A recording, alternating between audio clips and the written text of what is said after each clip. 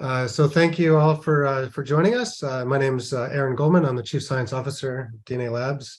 I'm happy to introduce Dr. Jason Marr, who's going to be talking about how he uses functional genetics in his practice. Dr. Marr's been working with us for a couple of years, and I think he really likes our genetic testing services. I'll just pass it off to him and let him take it away. Just a couple housekeeping things just before he starts. If you have any questions throughout the presentation, feel free to put it into the chat, and we'll either answer it as we go, or we'll wait till the end and answer all the questions. Also, this webinar is going to be recorded, so if you have to leave early, it'll be posted on our website eventually, and you'll be able to watch it then. And with that, Jason, take it away. Thanks. Thanks so much, Aaron. Appreciate it. And thanks to DNA Labs for asking me to spend some time with you all today, getting to know about functional genetic testing. But, what I'd really like to do today is, get through our slide deck and what we have prepared for you today, so we can also have some just conversation and discussion about and answer your specific questions about maybe the logistics of how we're actually integrating this into our practice. We will touch on that in the second half of our presentation here today, but I'd love to get to some more discussion as well. As Aaron mentioned, for those of you who don't know me, I'm Jason Marr. I'm a naturopathic doctor in Vancouver, British Columbia. I'm director and founder of evokelife.co. Just to kind of frame things as we get started here, I've noticed that I think, especially over the last decade and a half or so, functional genetics is really taking medicine by storm. It's really transforming how medical practitioners of all kinds are able to personalize treatments and treatment recommendations in the best interest of their patients as unique individuals. I think that really speaks to us as naturopathic doctors. I think the majority of us who will be on this call today will be naturopathic doctors. So that's sort of how we'll frame things. So again, thanks to Moni Lustig, President and CEO, and Aaron Goldman, Chief Science Officer of DNA Labs, for having me.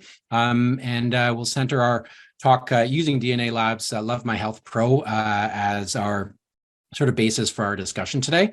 And we'll certainly have some discussion around like other alternatives and how DNA Labs product compares. So we'll get to that in a little bit. I do recognize some names on the webinar here. And as I said, it's probably mostly going to be naturopathic doctors here. But I would love to just kind of check in and get you guys involved, because I do want this to be a little bit more interactive if possible. So if you guys wouldn't mind into the chat box a couple things from what's on the screen here. Where are you from and what's your profession? And then one of the four options here: are you brand new to functional genetics? Have you run a few tests, but maybe don't know how to scale it or how to really utilize it in practice effectively and in a cost-effective way? Maybe you run functional genetics very regularly, or maybe you are a functional genetics superstar, and I am seeing at least one name on here that I expect to see a superstar designation out of. So I'm looking at you, Rob Murphy. But I would also love to know, what would you guys like to get out of this webinar?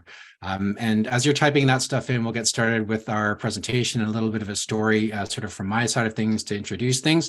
But I'd love if you would just kind of help me to center our discussion around you guys and the specific things that you want to get out of our approximately hour together here today. So again, where are you from? What's your profession? What's your experience with functional genetics at this point? And what would you like to get out of this webinar? I'd love to see a couple things firing up in the chat box there. But as you guys are doing this, I'll sort of speak into the background here a little bit. And I want you guys to kind of think a bit about, just imagine this scenario, and I'll take you through a bit of a story of mine over the last little bit. Imagery training and mental visualization is a big part of my platform and how I work with a lot of the clients that I work with out here in downtown Vancouver. So this is a big part of what I do. But last year, to kind of start this story off, I bought a car. It wasn't new. I actually bought it from my mom. My dad, who had passed away about just under 2 years ago now, had actually bought this beautiful BMW X3. And yeah, you can judge me as much as you want for owning a BMW. But he'd bought it with the intent of actually driving it across the country from Eastern Ontario all the way out here to Vancouver, and to leave it here so that they would have a car when they came to visit their grandkids, in between their world gallivanting retirement stages. anyways, after my dad passed away, I bought the car from my mom and went out to Ontario to grab it and to drive it across the country. And that allowed me to complete the stretch of highway between Thunder Bay and Calgary, which was sort of the last space in the middle of Canada that I had not driven. And so now I can say, now that I've done that, that I've driven across the country. But even if it wasn't a brand new car from the dealership, before I was comfortable driving this piece of new technology across the country, I did my homework. I read the instruction manual, and you can make all the stereotypical male, jokes you want, but yeah, I read the instruction manual. And, I learned about things like, it's an electronic steering column, so it doesn't require steering fluid. I learned what kind of oil was most appropriate for certain types of conditions for the car. I made a note of what kind of gas it required to function at its best. I explored under the hood, figuring out and mentally noting all the key features and the functions of the car that it delivered. Sat in the driver's seat, got familiar with all the controls, just learned how to get the most out of it in performance mode versus economy mode and what the trade-offs were, all those kinds of things. But what was fun was that all these details were also written in this very handy little manual that's still sitting in my glove box. And there's even an electronic version of it that I can look up on my smartphone anytime I want as well.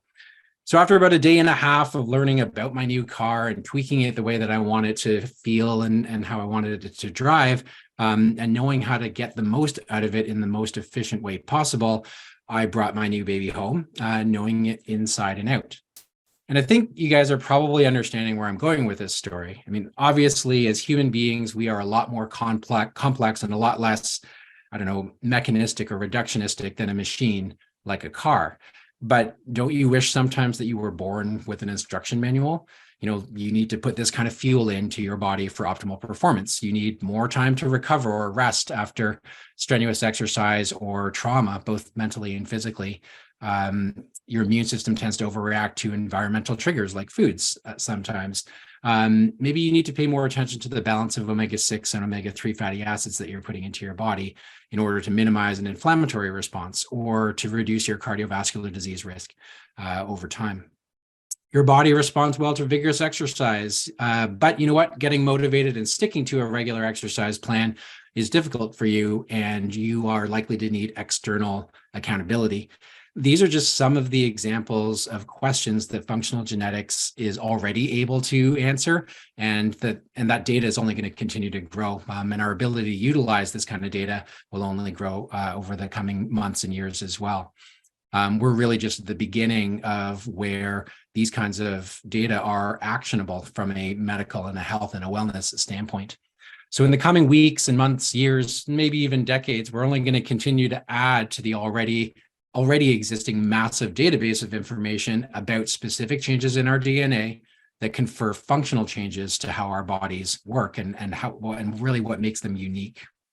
I really think that and believe that functional genetics is, if I'm being quite serious, the pinnacle of individualized and personalized medicine.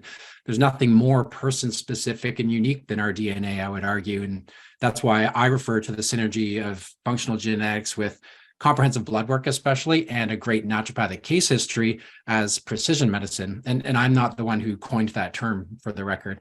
But in my opinion, naturopathic medicine is poised as the most functional and integrative, holistic perspective of health to really evolve and integrate scientific technological advancements like functional genetics and other things like heart rate variability, something I'm really excited about as well. And that's a whole nother webinar. But this is a massive opportunity with functional genetics for naturopathic doctors to truly be leaders in evidence-informed, science-based, personalized medicine using technology to our advantage. And that's why I'm here sharing my thoughts with you guys on how to leverage functional genetics in our practices.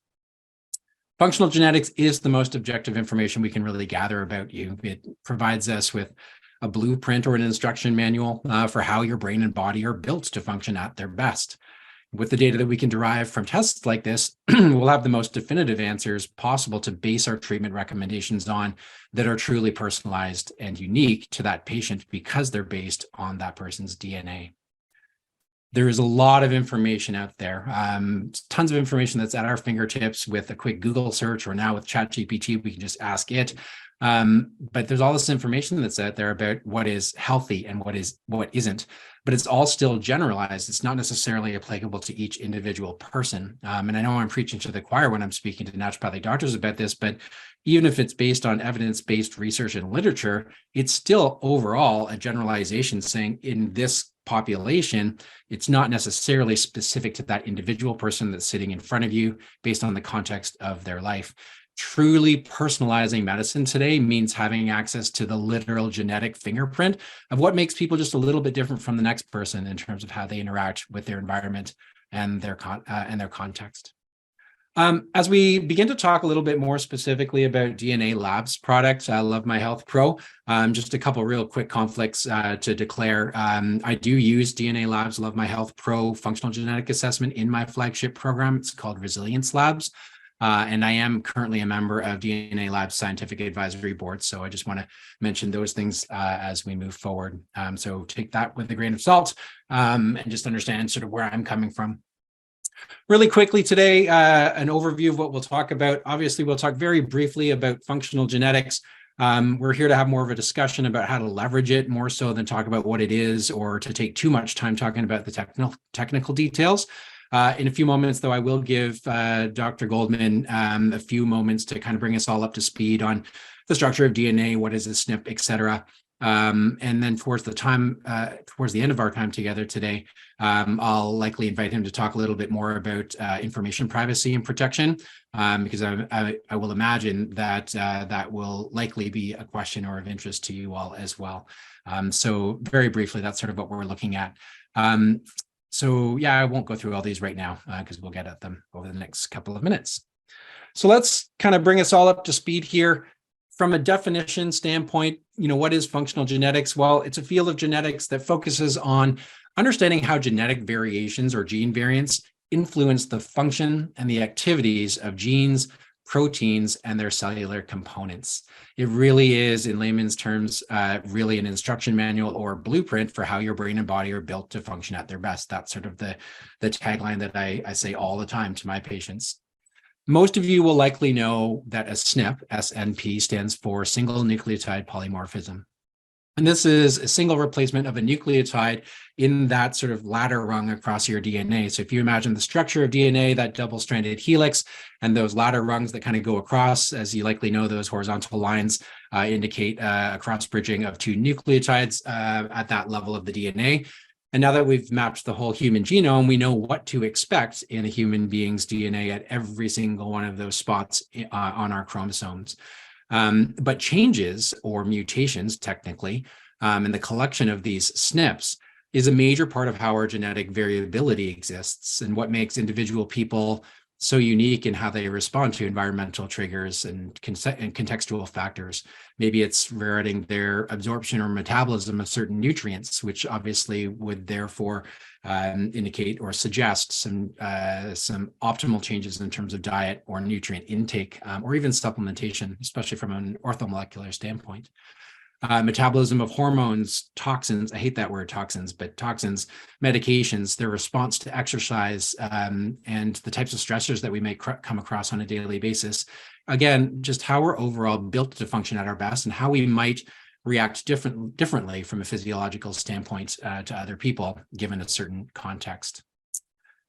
So functional genetics can provide answers to, or at least perspectives about, for instance, why patients are seemingly doing all the right things, but just aren't getting the results that they're expecting.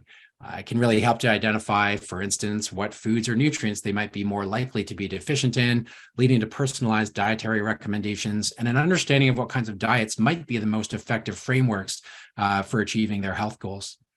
It can identify how the body will respond to certain types of exercises I've mentioned, or why they're not losing weight or gaining muscle for that matter in the way that they expected.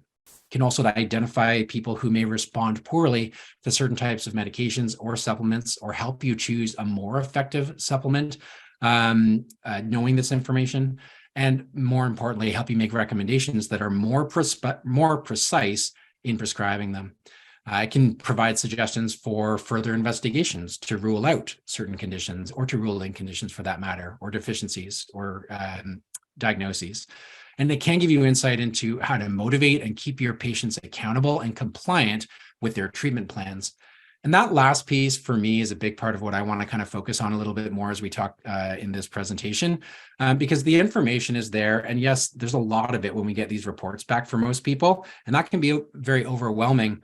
But the biggest thing that that a report like this provides is an opportunity for discussion and involving your client or your patient in more of a coaching relationship, where you can help them to unpack and understand why they're feeling a certain way, or why they're exhibiting certain signs or symptoms.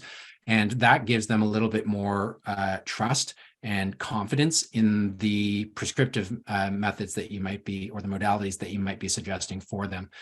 So I think that's probably the most important thing to take home here, is that level or opportunity for discussion, motivation, and therefore empowerment, giving people control and a sense that they have some level of self-efficacy or self-control over their circumstances, might be the most important component to why functional genetics is really a driving force in personalized medicine overall. Stepping back for a second, one thing that I love to talk about is the number of times that I've seen on naturopathic message boards, like especially on Facebook. Many of you, I know some of you guys are on Naturopathic Sanctuary, for instance, where it's usually newer grads, but they're saying things like, why doesn't my patient do what I told them? And the answer is right in the comment. You told them what to do, you prescribed. We talk so much about empowerment as holistic healthcare professionals, as naturopathic doctors. But in my observation in over 15 years of practice, we don't do a very good job of empowerment. And frankly, many of us don't actually think about how we can continually be improving the skills relevant to facilitating true empowerment with our patients. Remember that the word doctor comes from the Latin docere, and docere means to teach or to coach. I mean, gladiators in ancient Rome called their trainers, this issue of slavery aside, they called their trainers doctore. Doctore means teacher or coach or advisor. Your job as a doctor, as a naturopathic doctor, as a healthcare provider for that matter, is to coach, to empower, to teach tools, and to create a sense of self-efficacy and control that eventually drives an intrinsic motivation to improve oneself. That's the ideal goal in naturopathic medicine and in holistic healthcare in general, in my opinion. Functional genetics is one of the best tools that we have to facilitate that kind of relationship. My dad was an engineer. My mom was a teacher. I played competitive sports through university, and I've coached right up through the varsity level. Science and technology and a curiosity for how things work and figuring those things out, and a love for coaching and helping people constantly strive to get the most out of their bodies. That's what I love. That's what I really love about what I do as a naturopathic doctor. Functional genetics, and frankly, the rabbit hole that it is it's honestly one of the most addictive dopamine hits that I just can't stop going back for. And that's why this is something I continually love to talk about, and why we're getting into this. So with that as a bit of an introduction, I'd like to just step back a little bit. I'm going to give the screen over to Dr. Goldman to talk a little bit about DNA and SNPs for a few minutes, and then we'll come back to some of the, I don't know if logistics is the right word, but why use functional genetics in practice, and how can we leverage that in the most efficient way possible for our patients. So we'll come back to that in a few moments. But for now, maybe can I pass it off to you, Aaron, to chat a little bit about DNA? Absolutely. Yeah, thank you. And before I jump into that, I'm so happy that you mentioned the empowerment and the compliance and adherence issue, because we see it all the time. If you tell a patient to reduce saturated fat in their diet, they might do that for a week or two, not experience any immediate improvement in health, and then revert back to bad habits. But if you show them their genetic test report and say, you're going to have risk of Alzheimer's or metabolic disease if you don't keep your saturated fats in check, then they're much more likely to stick to that. So you're empowering them with the information, and I love that, because we see it anecdotally all the time. There's studies that show that genetic testing actually does increase adherence or compliance, and I think it's an underappreciated benefit of doing this type of testing. So with that, I'll share my screen here. I think this is the right one. I have a lot of windows open. Can you see my slides here?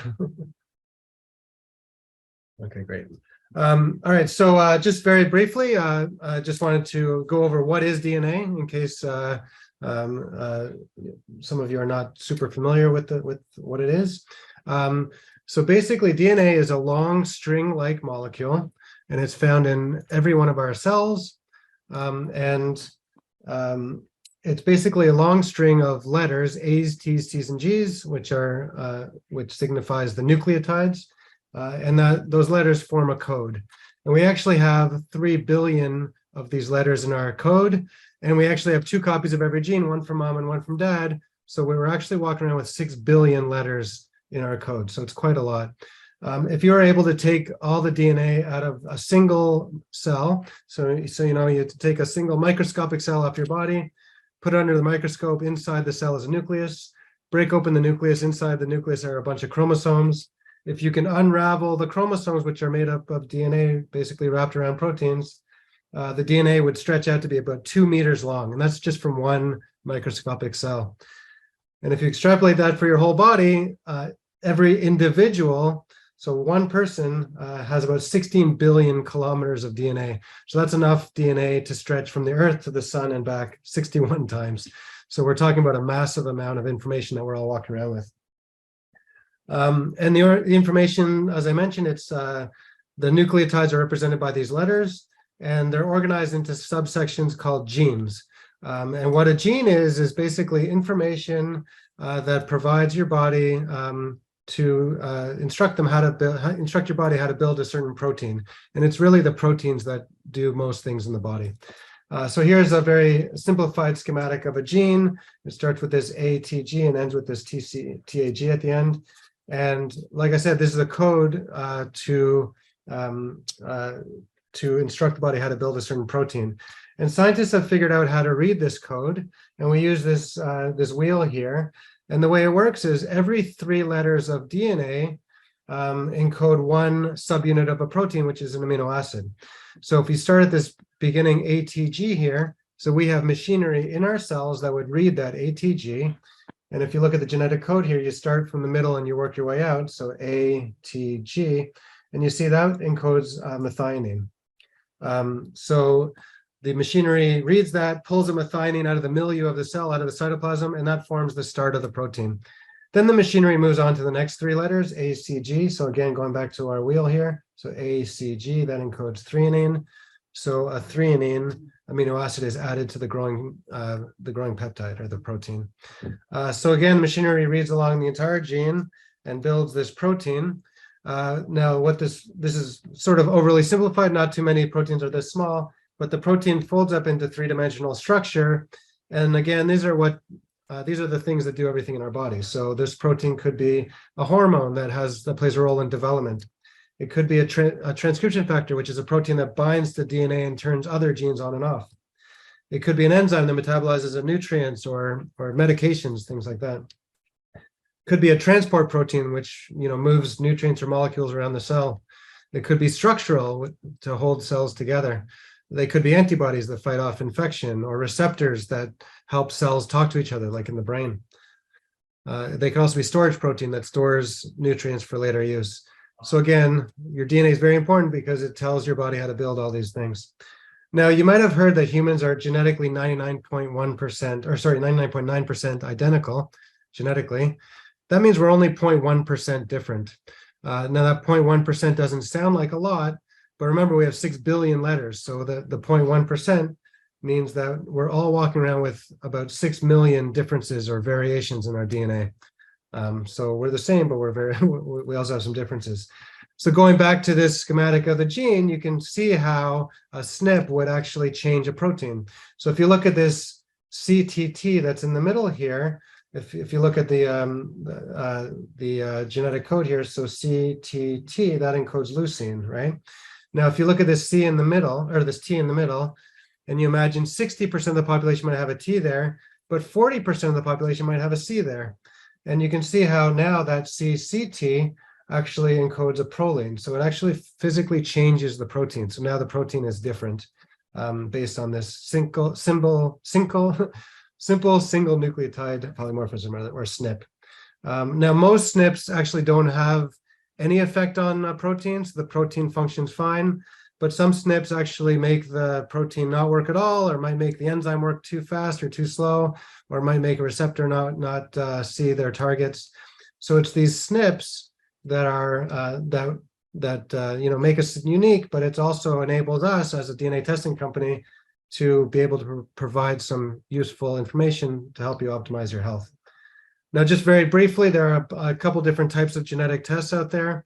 There's consumer genomics tests like those that you find from 23andMe or Ancestry.com, which talk about your ancestry, maybe help you find some long-lost relatives. There's also inherited disease risk testing, which typically looks at relatively rare genetic variations or that are associated with disease. That can be a little bit more complicated and involves genetic counselors, medical geneticists to test you and your family members. But what we're doing here at DNA Labs is pharmacogenetics and nutrigenomics. The nutrigenomics is the LoveMyHealth test that we're talking about today. Pharmacogenetics is basically a drug compatibility test, which looks at genes that encode liver enzymes that metabolize medications and can help, basically a prescribing tool can help you prescribe the right drug in the right dose. But the reason why we focus on these two types of tests is because these are relatively common genetic variants that are found in the population. So everyone has them, but understanding which genetic variants you carry can help, guide whether it's picking the right medication or the right, lifestyle or nutrition recommendations.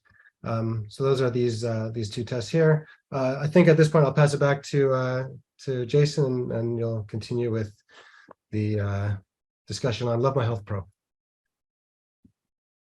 Awesome. All right. I'm just going to get this sharing again. I was just noticing, Su-Ling, you've got your hand up. I just wasn't sure if you had an actual question there. You can feel free to jump on verbally if you would like, or just fire it into the Q&A, and we can address that as well. I just wasn't sure if that was an accidental hand up or not, or maybe you're just giving a high five. That's cool too. But yeah, moving on, and thanks, Aaron, for taking care of the more sciencey part of that for today. When we get back to thinking about how we actually leverage this in practice as healthcare practitioners, I think it's important to understand where the value is, both for practitioner and also for the patient. And so starting with the value for practitioners, we've talked about how this is obviously objective data that we can gather about an individual person's expected functional uniqueness. And I think there's huge value in that right off the bat. And we've talked about the opportunity to truly personalize those recommendations and then to work in more of a coaching relationship towards more empowerment and an understanding of how one's body is working. But I think really what we're selling here is trust and confidence that we are making the best decisions based on the best available data.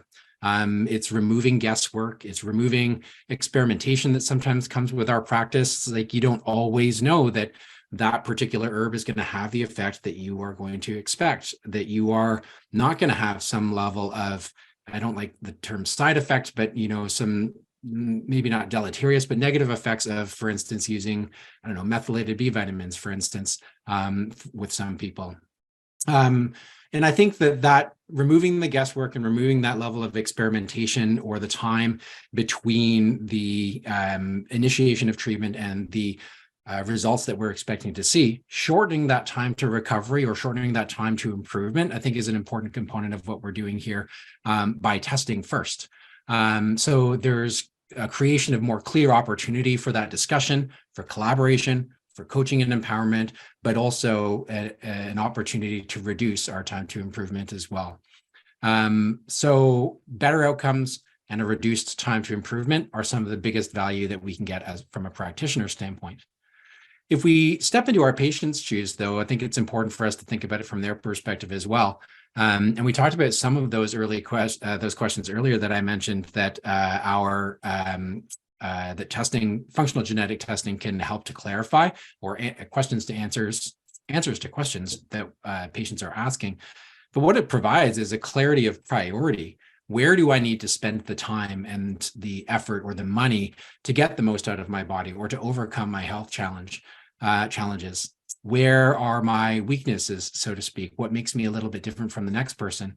How should I be when I look at, Health Canada's Canada Food Guide? What are the kinds of recommendations that I do need to pay attention to? And how am I a little bit different? And how might I adapt that in a little bit more of an individualized way? How can I protect against or mitigate effects of those weaknesses? What are opportunities in my genetic build provides that allow me to be the best version of myself? What are the strengths that I can amplify there, right? So I think that, DNA testing or functional genetic testing can also give us this insight or realization for why we're experiencing things in a specific way, why we're experiencing those signs or symptoms. And that learning, that understanding of why maybe we're predisposed to that allows us to really dig into and lean into the kinds of recommendations that our healthcare providers are going to be providing to us. And that's you as the practitioner. And for a lot of people, these are things that they've dealt with their whole life. Like, I've always had allergies. I've always dealt with this issue.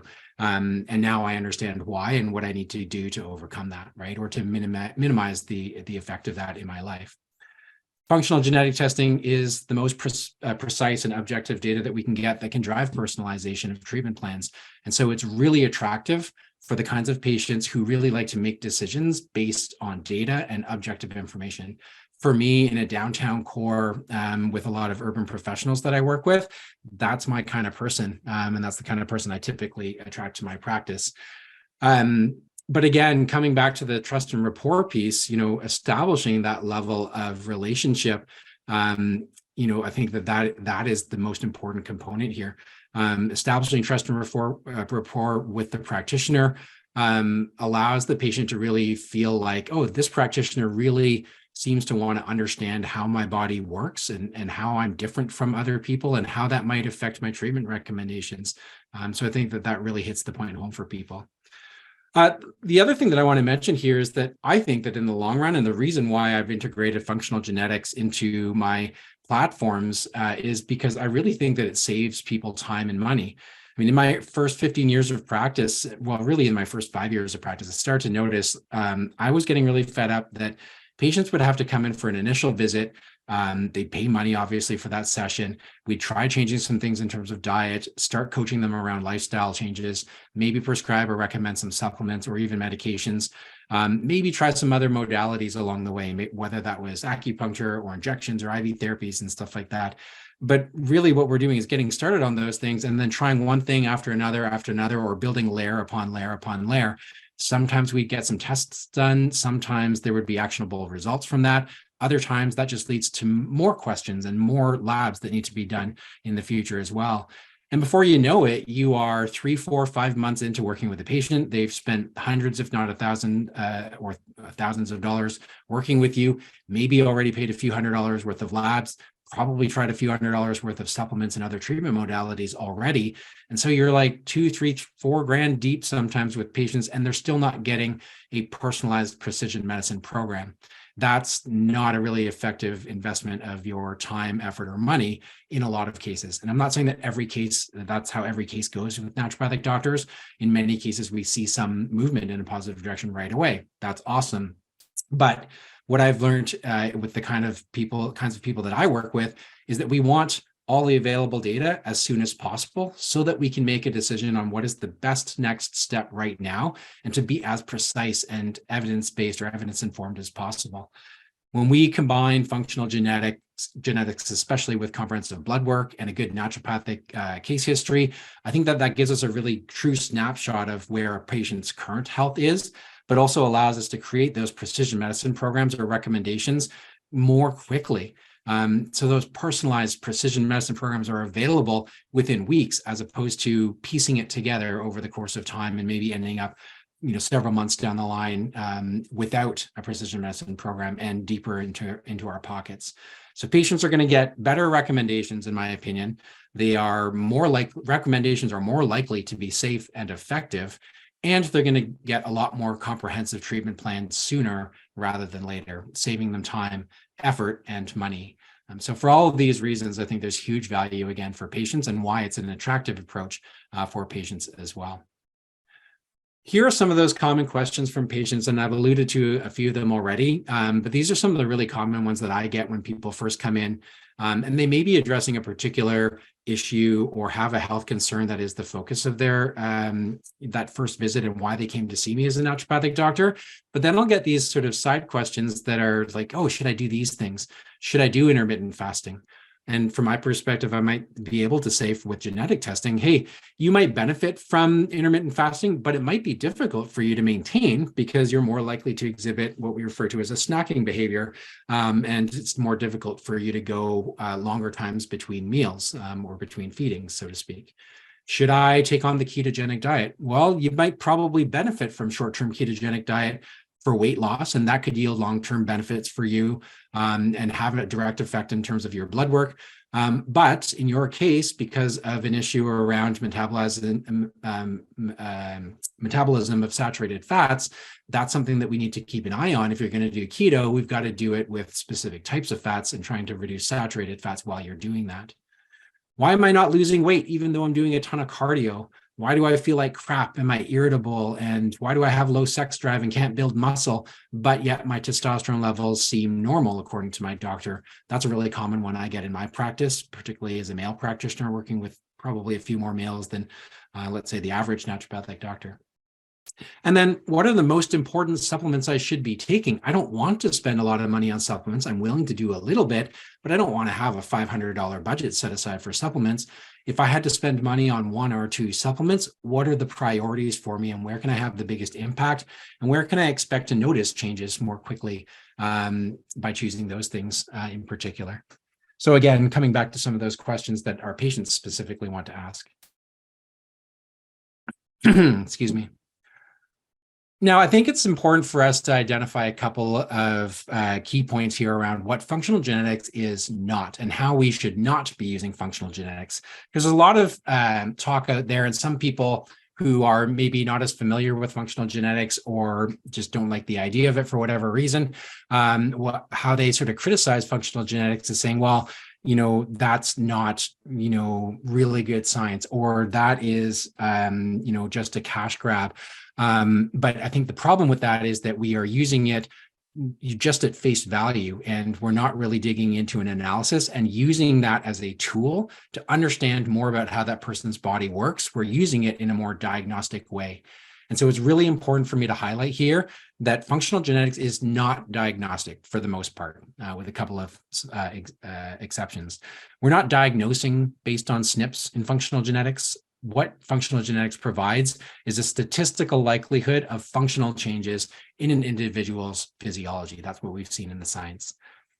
Functional genetics should also not be used as that reductionistic prescriptive approach to medicine. We shouldn't be isolating individual SNPs without considering how they interact with others in the same pathway at the very least, and certainly not how, without taking into consideration how those SNPs might be relevant in the greater context of the patient's environment, an environment including food intake, for instance. It's really easy to want to, when you receive a report, just look at, the CYP1A2 SNPs and say, hey, you metabolize caffeine really quickly, caffeine's fine for you, without asking about their actual caffeine intake. And don't forget that most SNPs also have multiple functional outcomes. It's not just about caffeine metabolism that 1A2 has an effect on. As you all know, as a P450 enzyme, 1A2 also has to do, for instance, with estrogen metabolism and detox systems. So let's not get sucked into it's the caffeine gene label as much as that's really easy to talk about. And quite frankly, it's attractive clickbait for people on social media. So that's one way to draw people into functional genetics, is by labeling these genes. But then it's also important for us at the practitioner and at the scientific and physiological level for us to understand that it's not just one mechanism, one outcome when it comes to these SNPs. So talking a bit more specifically about LoveMyHealth Pro by DNA Labs, these are some of the reasons why I've chosen to utilize LoveMyHealth Pro in my flagship program, Resilience Labs. But it's also a set of questions or a set of items for you to be mindful of when you're selecting a functional genetics lab. And so that's why I thought this was an appropriate slide here for today. Number one, comprehensiveness. We want to look for as many of the relevant SNPs to our practice as possible. And so a lot of labs out there and a lot of the platforms that analyze raw data from some of these other platforms, and we'll probably get around to talking about that today as well. But a lot of them will focus in on a particular area of your genetics. For instance, there are many that focus in on methylation. And that might be very appropriate for certain types of conditions or patient-based that might be around ASD, for instance. That's a common thread that we often see. But in terms of comprehensiveness across the whole genome and understanding how to make decisions around diet, lifestyle, supplements, medications, etc. DNA Labs LoveMyHealth is one of the more comprehensive, if not the most comprehensive, for the kinds of things that I want to see in that lab, in that laboratory result. For instance, when I was looking for a functional genetic test, one of the things I was looking for, just as a single example, there's lots of different things I'd love to see in these tests, but I was looking for a test that it had some examination of the FADS1 and FADS2 genes. And those specifically, those genes encode in part for delta 5 and delta 6 desaturase. So it has a lot to do with how our bodies interact with our essential fatty acids and choline for that matter as well, depending on what SNPs you're specifically looking at in those genes. But that was actually something that I found very difficult to find, is a test that was comprehensive and yet also included both FADS1 and FADS2 in their results. And LoveMyHealth Pro does that. LoveMyHealth has, it addresses 128 SNPs across 96 genes. And what I've loved working with Aaron and Moni about has been that they've been very open to suggestions or questions around other SNPs that might be included in these reports in the future. Aaron's always telling me, hey, we got to make sure that we've got the data to back that up in the literature. I might want a particular SNP reported, but if we can't back that in terms of some scientific literature, it's very difficult for us to then just throw that onto the lab report and potentially provide some level of analysis for it. So there's some checks and balances that need to be taken into account there. And it's also, for those of you who might not be aware, it can be very expensive to add an additional assay on there onto result onto that test as well. So I think that's another thing for us to make sure we're paying attention to. Turnaround time for LoveMyHealth Pro is around 5-ish weeks. Aaron, you can correct me if I'm wrong on that, but that's around what I've been seeing, sometimes a little bit shorter. And we can shorten that if we batch samples together. If you're doing a lot of volume or doing a bunch of tests all at once, then you can batch them together and send them in one package by courier. That can reduce the transit time a little bit and increase our time to getting our results. But generally around 4 to 5 weeks is what I tell my patients. Obviously, go ahead, Aaron. Sorry to interrupt. It's typically about 2 to 3 weeks after we receive the sample. I know right. We do receive the samples here in Toronto, so maybe that might add 3 or 4 days coming from out west. But yeah, typically two weeks after we receive it. So if you book your patient 3 weeks after the testing, you should be fine. Awesome. Thanks for that, Aaron.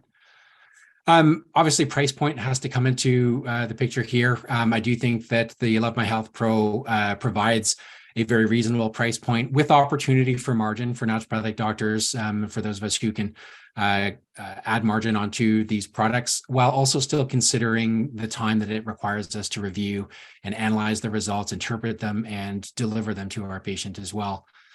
Maybe some of the stuff, though, that I find is very important compared to other lab reports for LoveMyHealth Pro is that it's not overly prescriptive. It's not going to sit there and every page basically tell the patient, this is exactly what you need to do. You must do this. It has suggestions there, and it does give you some ideas around that and gives you support and resources for making those changes. But it's not prescribing a particular product or a major recommendation for that individual person without being considered by the doctor. I think that the language around that I think is very important. And I see a lot of, especially the database platforms that you can plug in the raw data to, they'll often come back with like specific product recommendations. And even if you can edit those recommendations, it takes time to do so. Otherwise, your patients are basically being told, hey, take this product from this particular company, and I don't think that's necessarily appropriate. And so that's something that DNA Labs has never done. So I think it allows for more of a holistic view of the interactions of genetics with environment, the context, how to prioritize and leverage those opportunities, and then how to motivate and keep people accountable by keeping them involved because of the language that's used. And that language also includes, and this is one of my big I'm a big stickler on this, and one of the biggest reasons why I just not dismiss, but why I don't love the reports from a lot of other labs. And that's because a lot of other labs are going to tell you that here's your result. you are abnormal. You have a mutation. You are different from other people. You have a crappy version of that gene.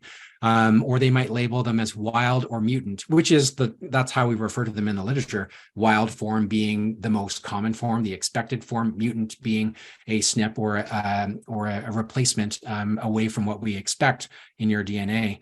And then they'll go on and label those things as good or bad, or give them a green circle or a red circle. And there's a little bit of that in Love My Health Pro, but it's not overly, again, prescriptive or suggestive that, hey, you're defective, you've got a problem with you. Because functional genetics is all about understanding our uniqueness and what makes us different. And when we talk about everything that's in our context of life right now around inclusivity, I think it's important for us to be considering that language as well. And so I don't love normal versus abnormal labels, wild versus mutant, good versus bad. It isn't that you've got the bad version of the COMT gene, it's that you process things a little bit differently. And for that reason, this is how we can get the most out of you in the workplace from a productivity standpoint. And that might be different from other people, but it's what makes you unique and different. Aaron's always been really clear, and there's been a ton of clarity on the privacy policy and how your data is handled as a patient. I'll briefly say here, and we can come back to this if we've got some time, but DNA Labs uses HIPAA-compliant web servers in Canada. Aaron alluded to this. Your sample is sent via Canada Post typically, and it goes to Toronto, staying in Canada, and all your identifying information stays in Canada as well. So I think that is important. We can talk briefly about the GNDA, maybe, Aaron, if we've got some time in a little bit. But that is sometimes a big concern for a lot of patients when they don't want their information, for instance, just as an example, to go to the States where it's privy to the Patriot Act, where technically speaking, the government can access that and use it any way that they want. I mean, laws can change, et cetera, but for where we're at right now around privacy, I'm very comfortable and confident in the way that DNA Labs handles our information. So there's that. When we use DNA Labs and Love My Health and these and the various products that they offer, including Match My Meds, these results are sent to us as the doctor first. And so we have a choice as to when that information goes to the patient and how we handle it. And I'll speak to that in a few moments as well. I will also mention, and this kind of goes for most functional genetics tests, but we're not talking about a full genetic sequence or a genome here. We're not going to clone someone from their DNA results, functional genetic results, I should say. And that's something it's important for some of our patients as well. We're only seeking and reporting on specific SNPs in the DNA. So that's also important. And then lastly, and just as important, is an easy process. The kits are very straightforward. They're small. They don't take up a lot of space. I typically order 12 to 15 at a time. And Moni and Aaron have those sent over to me, and they fit in a single drawer in my office. You open the kit, you scan a QR code. The patient completes the requisition and informed consent on their smartphone. Takes just a couple of minutes. And then it's a cheek swab, not a saliva sample. And I'd like to point that out because a lot of people have issues with the saliva sample, particularly if you're talking about kids as well. And then, of course, there's the Canada Post mailer that's included, or again, you can pay extra and have your samples batched and couriered over. So just a couple of the issues that, are some of the reasons why I like Love My Health Pro. I've used a number of different DNA functional tests over the years. And this is the one that I settled on using for my functional genetic platform. So I think with that, just in terms of time, Aaron, maybe can I finish off some of the ideas around how we leverage this, and then can we open up to some questions around privacy? And I see that there's a couple things coming in the Q&A as well that we can address. Absolutely. Yeah. Yep. Awesome, thanks. So in terms of utilizing functional genetics in practice, for the last 10 minutes here, I really want to focus in on how I would suggest that we do this to get the most out of the data that's there and how to make best use of this with our patients. And it kind of goes without saying, but I do think it's really important for us to center ourselves when we're analyzing DNA data, functional genetic data. We really have to keep in mind, what are the health goals and the concerns of the patient? What are the priorities for them? And so when you're reviewing these kinds of results, I think it's important to keep those things in mind as you go through the results, and then identify and highlight and summarize and particularly emphasize areas that are the most relevant, the most leverageable, the top priorities or the lowest hanging fruits, areas where we know we can have an impact right away, where we're going to be able to see functional improvement as soon as possible, and things that are going to be pragmatic and reasonable or sustainable for the patient as well. So that's the key here is, again, it's not about reading each page and saying, you got to do this, and then you got to do this, and then you got to do this, and then you got to do this, because it's a 60-page report, and there's 128 gene variants that we're looking at and analyzing. It can be very overwhelming for the patient. So I do think it's important to distill that down to what the most important pieces are, rather than just giving them the 60-page report and saying, go, right? It does require some level of coaching. And so once we've done that and provided a summary to the patient, which is what I would recommend, I have a summary for this on the next slide, I believe, then I encourage practitioners to meet with that patient specifically to review those results.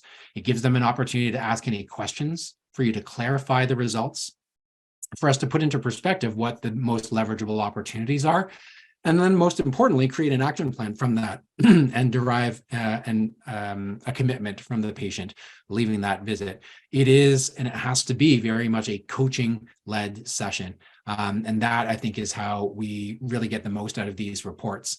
Yes, you could make an entire business out of just running this test and sending people the reports and saying, go and do it. But the questions you're going to get back and the comments you're going to get back are going to be about lots of information. I don't understand what's important and what the most important thing is, and I don't understand how to do this or what this means. That is the challenge that we have to address in this 60-minute session in particular. So that's how I generally recommend working with people. So here's a suggestion as to the process of utilizing the DNA test. Once we've decided that this is the test that we want to move forward with, and again, we can talk about going back to the values and sort of selling the product, so to speak. But once that test has been executed, and it is just a simple cheek swab, it literally takes less time to swab the cheek than it does to fill out the paperwork. Or now even on the smartphone, that's still faster, but it's still faster just to do the cheek swab. And people can do that at home. You can send the kit to them at home or have them take it home and do it themselves. So we're doing the cheek swab, we're receiving payment, the results are returned to the doctor. I will correct this right now before Aaron gives me a hard time. Let's say in about 3 weeks here in Vancouver, we would then receive those results as the doctor, review, analyze, and summarize, like we've discussed, with respect to the patient's health goals and concerns. I usually on that summary identify right at the beginning, these are the things that you said we wanted to focus on. For those reasons, here are the things I want you to pay attention to the most in your report. You can go and read the 60-page report on your own. There's some fun information on that, and I'll give you some background, but this is the stuff you need to pay the most attention to. I will then send that summary, sometimes, and typically that's just done through email, but I will send that summary along with the full report from DNA Labs. Again, it's about a 60-page report for most people, with the instructions to review both documents with a focus on the summary piece. That's when I ask the patient to formulate their questions and bring to the table in their 60-minute follow-up those questions so that we can answer them first and foremost, discuss the results, and then establish an action plan. That coaching session, I think, is an important one to provide you some background on. And the way that I would implore you guys or encourage you guys to be thinking about the discussion is to frame it right from the get-go. This is something we talk about in coaching structure and in coaching behavior on a regular basis, is how are we setting up this? How are we setting the stage for the 1-hour visit? And so I wanted to give you guys a little bit of a script that you can adapt in delivering these results and working with people, because this is not just about here are your results. This is about what did you notice in these results? What are the challenges going to be? What are the areas where you think you can have the biggest impact right away? What are you willing to change right now? So one of the first things that I say when I connect with people in that 60-minute visit after the results have been sent out is that, hey, I'm really excited to have the opportunity to chat with you about your results and to personalize your treatment recommendations. Now, I know that the results are really comprehensive and it can be really overwhelming to see all of them at once. And that's why it's important that we have this time together to answer your questions and to figure out your top priorities in terms of actions moving forward. So that's usually how I frame the discussion right from the get-go, literally the first things that I'll say. I will then step back and say, look, the last time that we spoke, these were the top priorities in your health and your health concerns or your goals, are those still the same things that we need to focus on? So it's again reiterating that I know what you want to focus on, but I want to make sure that we're clarifying that before we dig into the results. In the next 50 minutes or so, what we're going to do is I would like an opportunity to see what really stuck in your head. What stuck out to you as the most important take-home messages? What was interesting to you? Or what are some of the questions that you have? I'll give you that opportunity in a minute. But if there are some areas that perhaps I felt were worthy of putting more on your radar than you had seen, I'll be sure to touch on those as well. So that's what we're going to do right at the beginning, and then we'll move into working on your specific recommendations. Because most importantly, we need to take these priorities and the most leverageable data and put them into action and to create a treatment plan for you that you can be accountable to, but one that's also reasonable and pragmatic and something that is easy for you to do and that you feel comfortable with. That is how I frame that discussion. And then I turn it over to the patient and I say, what did you notice? What really stuck out to you? What was fun for you? And that's where we start the discussion. So that's just an offering to you in terms of how we initiate that conversation. So that's a framework for how we can begin to deliver these results. Certainly, we can talk a little bit more today about resources, privacy and stuff like that as well.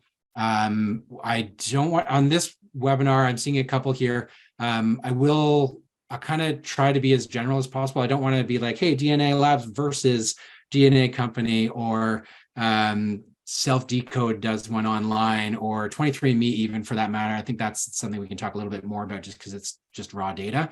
So Krista, I might be a bit more general about that. I don't want to directly compare DNA Power to DNA Company. But again, one of the things that I would actually point you back towards the slide where we talked about some of the reasons why I love LoveMyHealth, because those are some of the reasons why I may have chosen DNA Labs over DNA Company for this particular product in my case. I'm not the salesperson here. I'm here to talk about the differences. That being said, Aaron, if you would like, I don't know if you have specific knowledge about DNA Company, because they are a Canadian company as well. That's Mansour Mohammed's company. And I don't know if you have some particular pros and cons or compare and contrast that you might want to offer. Sure. So first of all, I don't know if Mansour is still part of that company anymore. Yeah, I know fair enough. I know he founded it, and so some of my my impressions might be a little bit outdated because it's been a while since I've looked at the reports. So Mansour is a very knowledgeable guy. He's very talented, molecular biologist. I found that his reports were really designed for him to review with the patient. So I don't know if you, as a practitioner, if you've used his reports with your patients. The feedback that I've had and from what I've seen is that it's really designed they're not as user friendly as ours, I guess is the short answer. They were sort of designed to give Mansour some information to go through with patients, but as soon as you give it to another practitioner, I think there was a lot of questions that came up. So again, that might have changed since he's no longer involved with the company, from what I understand. About a note about 23andMe, and I think there's another question here about Autumn DNA, which I think they have their own test, but I think they also use 23andMe data. So you have to be very careful with 23andMe because it wasn't designed from the ground up to be a nutrition and lifestyle test. So I know you can take 23andMe data and put it into third-party software to sort of generate some health reports. You have to be careful for a number of reasons. One, and 23andMe actually advises against it. And their main reason is just because they can't certify that those other companies are taking care of information privacy properly. So that's one thing. But the other thing is that because 23andMe was not designed from the ground up to be a nutrition and lifestyle test, they're missing some things. So even though they're looking at hundreds of thousands of markers, a great example is with celiac. They only cover 2 of the 6 clinically, the clinical gold standard is 6 SNPs. They're only looking at 2 of them. So a lot of people, and Moni included, who suffers from celiac, his 23andMe report would tell him that he's in the clear because he does not carry the variant. And of course, there's fine print that says we're not looking at all the variants, but because it wasn't designed from the ground up, you're going to be missing a lot. So there's going to be a lot of false negatives there. The other thing that I know that Autumn DNA is doing is packaged supplements. And you have to be very careful with that. There was another company, and I think actually Mansour was involved with that other company that was selling nutrients based solely on the genetic test. I've talked to 2 separate clinics where they said that all patients got sick from these packaged supplements, because you can't just give supplements based only on genetics. You have to understand the patient in the whole context, in the global context. You have to understand what their lifestyle is, and what symptoms they have, what their goals are, that sort of thing. So with Autumn, I think they're getting around that by having a questionnaire that goes along with it. So they're and just to take a step back to give you an example of how it worked for me.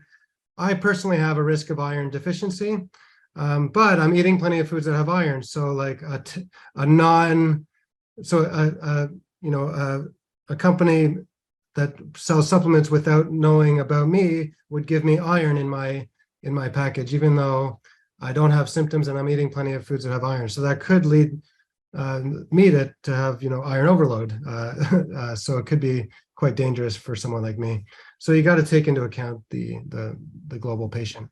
Yeah, does that answer the questions? I don't want to take up too much time. That's all right. Yeah, no, that's great. I think the other thing about 23andMe in particular is people are like, oh, it's only $200, $250. Usually I think it's $200 when it goes on sale. I believe that's in US dollars though. So that right off the bat, it's more expensive than just $200, even when you get it on sale.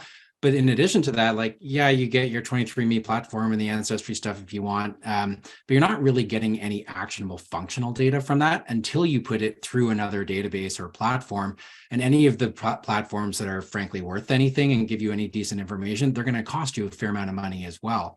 One of my favorites to use, I won't name it, but it costs $250 to put that platform. It's excellent in terms of the data that it outputs, but it's $250 a shot. So not only are we paying for the DNA test from 23andMe to get raw data that is not as comprehensive in terms of the actionable functional data, now you're paying even more money overall. And it also takes like 8 weeks for you to get 23andMe raw data anyways. So now you're paying for time as well.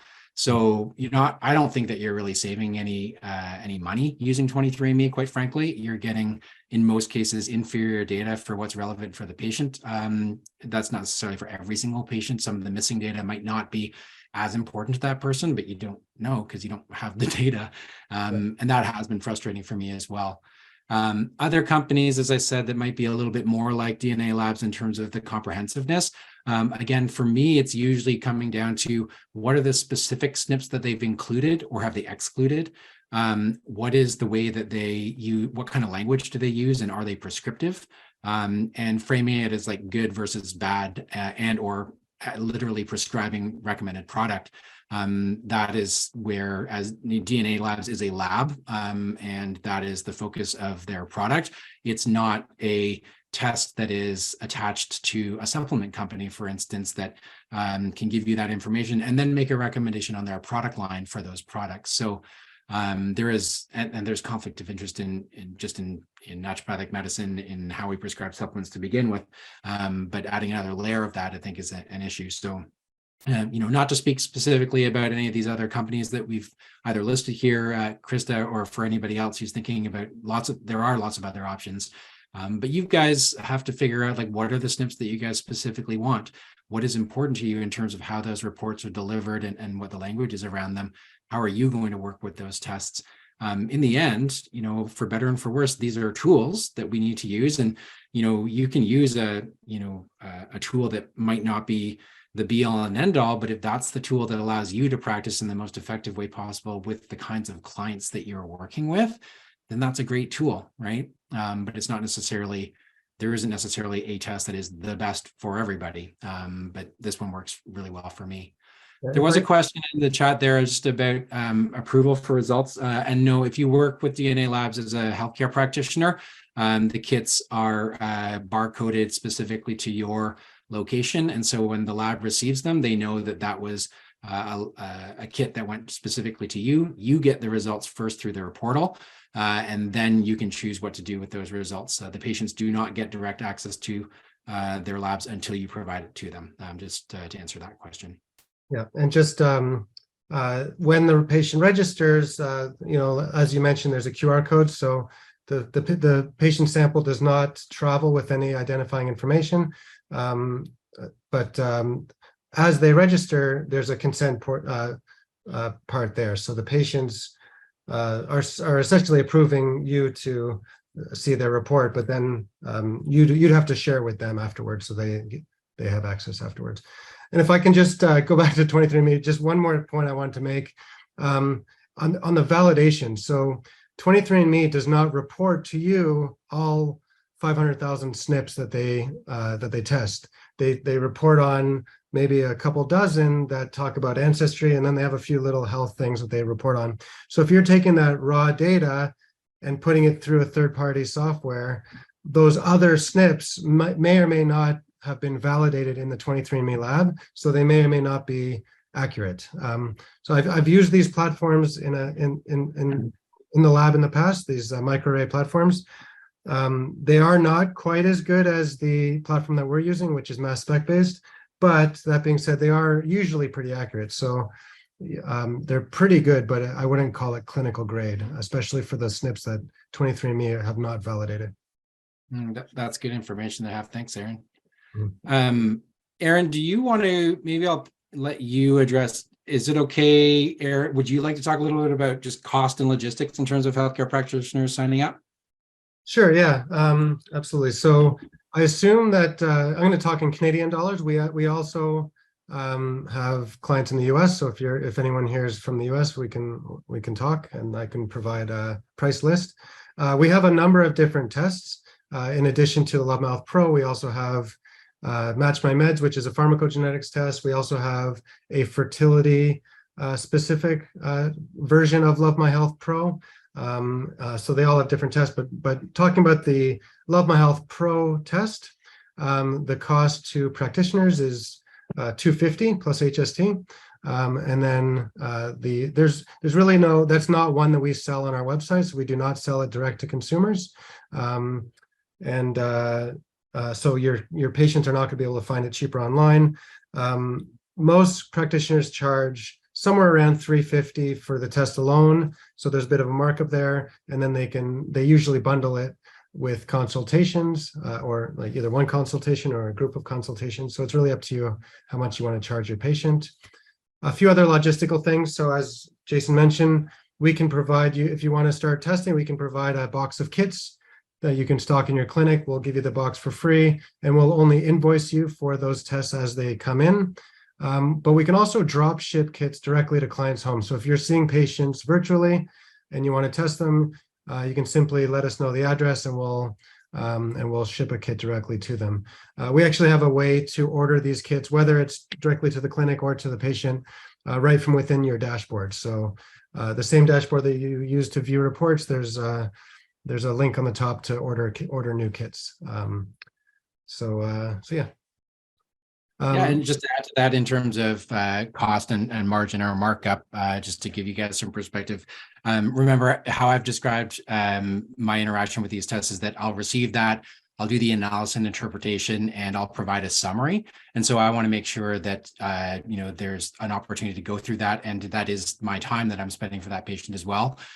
So while a suggested markup might be around $350 for that in Canadian terms, I typically my base cost for LoveMyHealth Pro is $399. And that includes that analysis that I'll send to people. And then I encourage them to follow up for that 1 hour visit, which is a billed naturopathic visit as well. So that's where there's opportunity from a financial standpoint as a naturopathic doctor for revenue. But obviously we want to do that in the most ethical way possible, and but still also making sure that we're being paid for our time, quite frankly, to go through the data. But I think I would argue that the value that I provide for that, frankly, extra $49 in reviewing the information and then summarizing it, I think that's such an important component to driving successful interactions around the data.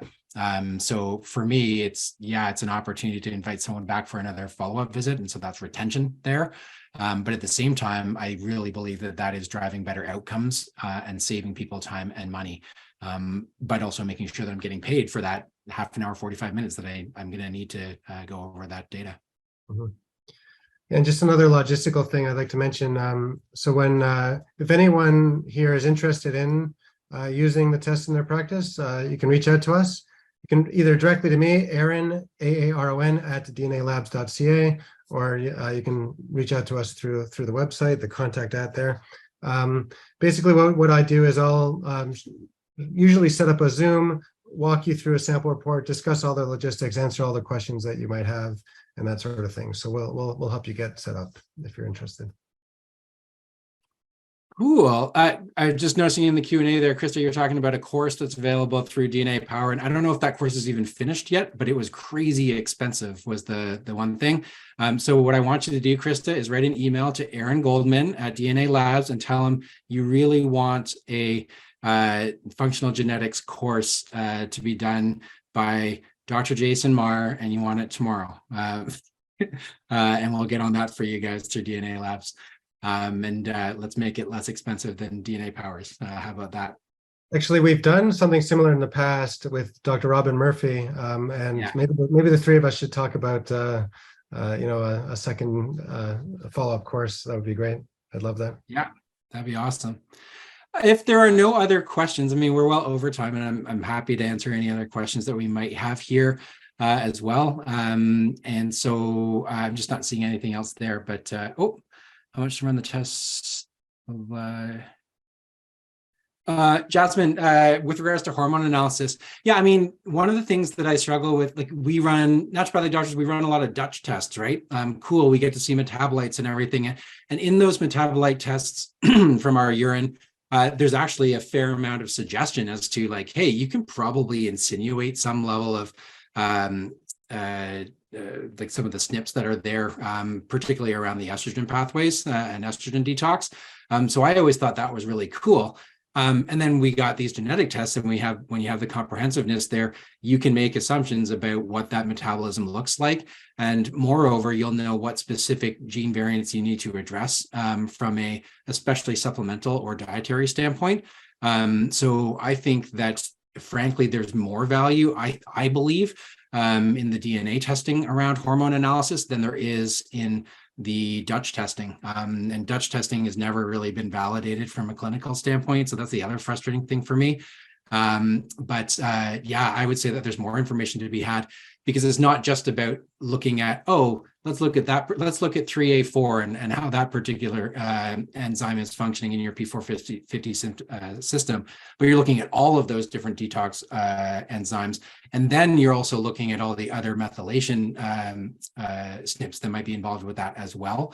So you're going to be able to tell where there might be higher priority for, let's say, I don't know, activated B6 versus going with I3C or DIM. I mean, both of those are fairly inexpensive supplements. You're probably doing both of them anyway if you're trying to correct, some level of estrogen detoxification issue.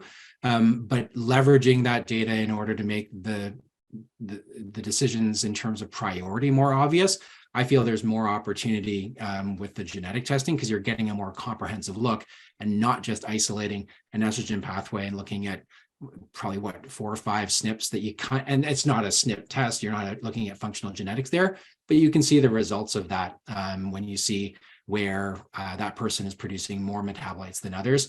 And that almost always correlates in the few instances that I've seen Dutch tests and DNA tests, you're going to see that correlation pretty clearly.